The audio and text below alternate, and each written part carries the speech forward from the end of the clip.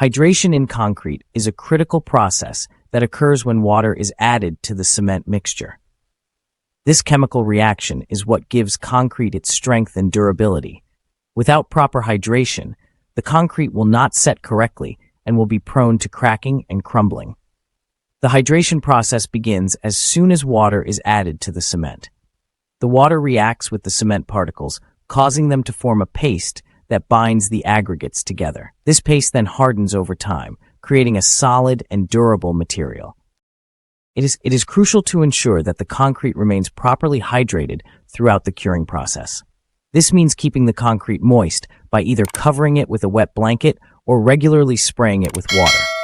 If the concrete dries out too quickly, the hydration process will be disrupted, leading to weak and brittle concrete. Several factors influence hydration, including water-cement ratio, temperature, cement type, and curing conditions. Water-cement ratio. The water-cement ratio is perhaps the most critical factor affecting hydration. It refers to the ratio of the mass of water to the mass of cementitious materials in a concrete mixture. A lower water-cement ratio typically results in higher concrete strength and durability because it promotes better hydration. Temperature. Temperature significantly influences the rate of hydration reactions in concrete.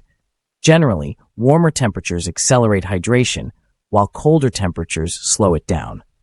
Proper temperature control during mixing, pouring, and curing stages is essential to ensure consistent and optimal hydration.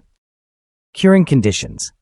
Curing refers to the process of maintaining adequate moisture and temperature levels in concrete to facilitate proper hydration and strength development. Inadequate curing can result in insufficient hydration, leading to reduced strength, increased permeability, and susceptibility to cracking.